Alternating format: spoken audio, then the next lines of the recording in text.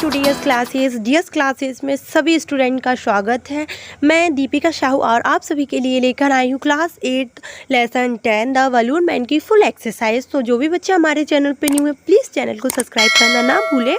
और या कल के लिए सॉरी, कल वीडियो अपलोड नहीं कर पाए थे हम लोग क्योंकि मेरी तबीयत बहुत ज़्यादा ख़राब हो गई थी। मुझे डॉक्टर के पास जाना पड़ा, इस वजह से मैं नहीं कर पाई थी। पूरे दिन मेरा शेड्यूल मतलब सोने का ही रहा था, इसलिए मैं कुछ भी नहीं कर पाई थी। चलिए देखते हैं आगे, तो सॉरी फॉर दैट प्लीज़। और आज भी मैं कुछ इतना अच्छा नहीं हूँ, लेकिन फिर भी ठीक हूँ। Listen and repeat. देखिए, पढ़ना है और सुनना है मतलब, और फिर रिपीट करना है। ये एक बारी कर लीजिए क्योंकि ये आपके क्वेश्चन आंसर में बहुत हेल्प करने वाले हैं। डेज मतलब होता है दिनों, मतलब कई दिनों। स्ट्रेस मतलब होता है एक जगह पे रुकना या स्टे करना। और उसकी फिफ्थ फॉर्म में बोलूँ तो फोर्थ फॉर्म बोलूँ तो एस या ई एस वाली, तो वो है ये। रेस अगर मैं बात करूँ तो किरण बोलते हैं। किरण में समझ रहे हो, किसी लड़की का नाम नहीं, जो सूर्य से किरण आती है ना, या फिर जो कण अपन को दिखते हैं रेशमी, वो होती है रेश। वंश की बात करूँ तो झुक्का, या फिर एक मतलब कि बहुत सारे फुग्गों का स्ट्रिंग। अगर स्ट्रिंग में जैसे कि हमने कहानी सुनी थी, तो स्ट्रिंग में बहुत सारे चुक्के में बलून्स बंधे हुए थे, वही। लंच मतलब होता है भाई दोपहर का खाना। रात के खाने को क्या बोलते हैं बताइए। और मंच मतलब होता है या तो देखिए ना, चबर चबर करके खाते ना, कच कच कच ऐसा टाइप, वो होता है। देखिए, अगर आपने ऐड देखी हो, ठीक है, ऐड चॉकलेट वाली ऐड आती है, उसमें वो बोलते हैं ना मंच क्रिप्सी, वही, ठीक है। ग्रीन मतलब होता है हरा। टीन मतलब होता है बाल अवस्था या फिर किसी मुसीबत में पड़ना। बिटवीन मतलब दो। हाई मतलब ऊंचा होता है। सिग्न मतलब साइन होता है। टाइट मतलब कि किसी चीज़ को कसकर पकड़ना, ठीक है। अभी हम देखेंगे word power, that is pick out the rhyming words from the poem for the following words. आपको इनके राइमिंग वर्ड्स लिखने, तो मैंने लिख दिए, आप देखिए। फोल्ड्स का होगा होल्ड्स। इसके बाद फनी का होगा, आप अपने हिसाब से भी लिख सकते हैं, उसमें कोई दिक्कत नहीं है। मैंने हनी लिखा, ये एच है, ध्यान से देखना। ये पहले मैं एफ से कुछ लिख रही थी, फिर मैंने हनी लिख दिया, ठीक है, एच है वो। इसके बाद ड्रिनिंग लिखा है, ये मैंने थिंकिंग लिखा है। मग का जग लिख दिया। फैलिंग का सैलिंग लिख दिया, ठीक है। आप अपने हिसाब से भी इनके राइमिंग वर्ड्स लिख सकते हैं। और आपको पता होगा कि राइमिंग वर्ड्स क्या होते हैं। राइमिंग वर्ड्स मतलब कि जिनको बोलने पर एक सी ध्वनि होती है, उनको राइमिंग वर्ड्स बोलते हैं। तो इस हिसाब से आप कर लीजिएगा। Right the in circle word against their correct meanings. आपको क्या करना है, इन सर्कल करना है। इन सर्कल मतलब इनको पिक आउट करना है, बाहर निकालना है, और आपको सही ब्लैंक्स में इसको फिल करना है, दैट्स इट। जैसे कि वेयर थिंग्स आर सोल्ड, कहाँ पर चीज़ें बेची जाती हैं, तो मार्केट में। तो यहाँ पर ये इधर से निकालेंगे, इन सर्कल करेंगे, और आप यहाँ पर फिल कर देंगे। अ bag of thin rubber that becomes large and rounder when filled with air. तो इसका क्या होगा, बलून होगा। अगर सी की बात करूँ, in a vehicle with 2 or 4 wheels pulled by a horse, तो उसको बोलते हैं कार्ट, ठीक है। अ थ्रेड यूज, अगर इनकी हिंदी मीनिंग जाननी है तो उसके लिए अलग से वीडियो लाऊंगी। अभी फुल एक्सरसाइज की वीडियो है, तो वीडियोस डालने में हम लोगों को प्रॉब्लम होती है, इसलिए हम लोग कम टाइम में पूरी वीडियो को कैच करने की कोशिश करते हैं, ठीक है। A thread use to tie the balloon, इसका आएगा स्ट्रिंग, मतलब बांधने के लिए, टाइट बांधने के लिए। किस में, कहाँ बांधी थी, स्ट्रिंग में बांधी थी। The space above the earth that you see when you look up sky, ठीक है, आपके ऊपर जो है। अभी अगर हम बात करेंगे कॉम्प्रहेंशन की, तो इसका मतलब कुछ बड़ा नहीं होता। रचित में रहता है कि आंसर द फॉलोइंग क्वेश्चन, जो लिखे हैं उनको रिटर्न करना, लिखना है। Who always come on market days. अगर आपको लेसन 10 तक अगर हिंदी मीनिंग चेक करना है, मतलब पूरा हिंदी अनुवाद चेक करना है, तो आप लोग डिस्क्रिप्शन में देख लेना। इसका क्वेश्चन का आंसर देखेंगे हम लोग। जैसे कि मैंने लिखा हुआ है, the balloon man always comes on market days. तो जो बलून है, जो बलून मैन था, सिर्फ आपको उसका लिखना है, बाकी पूरा का पूरा वैसे का वैसा रहेगा, ठीक है। कोई कुछ ऊंच नीच ना करें, हूँ को हटाइए एंड देन आप द बलून मैन लिखिए, बस complete. What does he hold, वो किसको पकड़े रहता था, कौन, बलून मैन, ठीक है। सो ही होल्ड, यहाँ पर आप द बलून मैन भी लिख सकते हैं, कोई दिक्कत नहीं। He holds balloon a lovely bunch of balloon, आप ऐसा भी लिख सकते हैं और सिर्फ बलून भी लिख सकते हैं। देखिए अगर आप यहाँ पर एस लगा रहे हैं, ठीक है, क्वेश्चन के हिसाब से आप देख रहे हैं कि डज है तो डज हटता है तो एस लगता है, तो यहाँ पर आपको क्या लिखना पड़ेगा, बलून लिखना पड़ेगा। लेकिन अगर आप यहाँ पर एस नहीं लगाना चाहते तो यहाँ पर फिर बलून्स हो जाएगा, ठीक है। प्लूरल सब्जेक्ट के लिए आता है वो। What are the colors of the balloon which shine far away, sorry.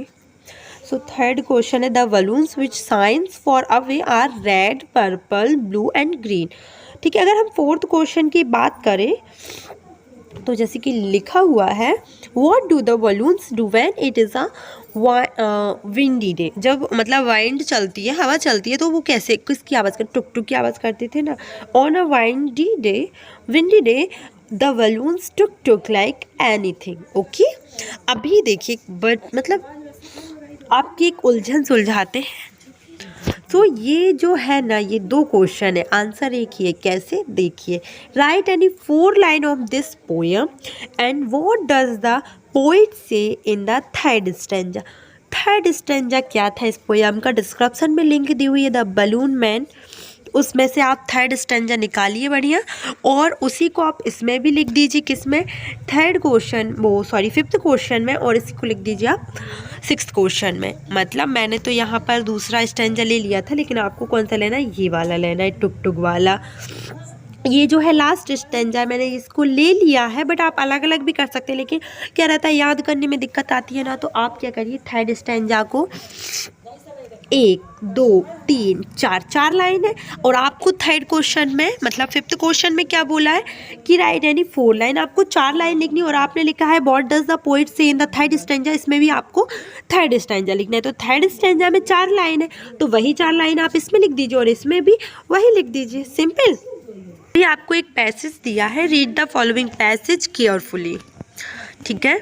आपको इस पैसेज को केयरफुली सॉल्व करना है। जैसे कि मैं हर पैसेज में बोलती हूँ, पहले क्वेश्चन पढ़िए देन उसका आंसर लिखिए। तो फर्स्ट क्वेश्चन है कि where did the rich man alive, आपको क्या करना है, ये शब्द पकड़ना है, द रिच मैन अलाइव कहाँ लिखा है। तो फर्स्ट में ये लिखा है, in a small village there lived a rich man, आप ये भी लिख सकते हैं, ये पूरा सही होगा।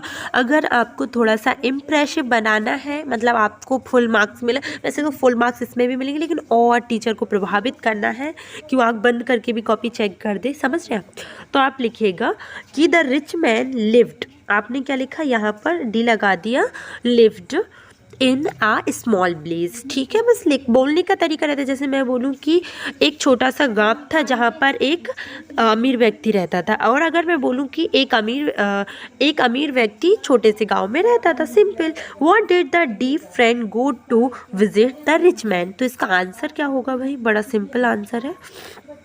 देखिए अगर इसमें लिखा है कि that the rich man was ill so he went to after to visit the rich man, यहाँ पर डीप फ्रेंड की ही बात हो रही है। अगर पूरा पैराग्राफ आप मतलब पूरी लाइन पूरी पढ़ेगी ना, जैसे the deep friend learn that the rich man was ill so he went one afternoon to visit the rich man, तो इसमें थोड़ा सा आपको क्या करना पड़ेगा, थोड़ा सा चेंजेस करना पड़ेगा। यहाँ से आप लिखेंगे क्या, the deep friend went to visit the rich man because the rich man was ill, क्यों गया था वो उसके घर, क्योंकि वो रिच मैन जो था वो इल था।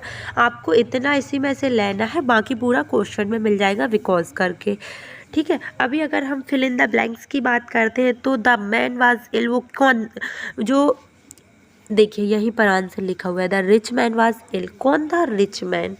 The deep man wanted to make the rich man happy, ये भी आपको मैं पैराग्राफ मतलब पैसेज में बताती हूँ कहाँ है। अगर आप इसको ध्यान से पढ़ेंगे कि व्हाट डू यू ईट, वो उसको पूछता है why this time the rich man was angry the dust of the earth, he answer that's good for you said the deep man.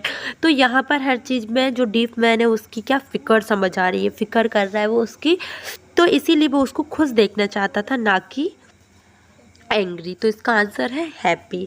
अगर हम देखेंगे से whether the following statement are true और false, आपको क्या करना है, जो ट्रू है उनमें सही कर दीजिए, ट्रू लिख दीजिए, और फॉल्स में फॉल्स लिख दीजिए, ठीक है। The deaf man question made the rich man, तो ये है क्या, ट्रू या फॉल्स, फॉल्स है, और सेकंड का ट्रू है एंड थर्ड का ट्रू है ना।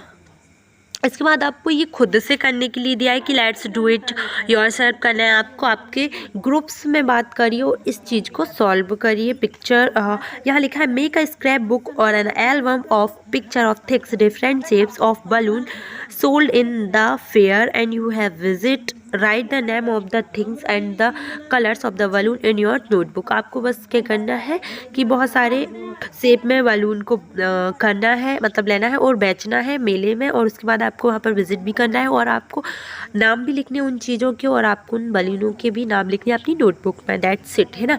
सो ये हुई आपकी full exercise. So thank you for watching. And कल के लिए सो सॉरी क्योंकि हमारी वीडियोज़ अपलोडेड नहीं हो पा रही है कंटिन्यूसली, लेकिन कल से वीडियो कंटिन्यू अपलोडेड होगी। So thank you for watching. ज़्यादा से ज़्यादा वीडियो को शेयर करने की कोशिश करें।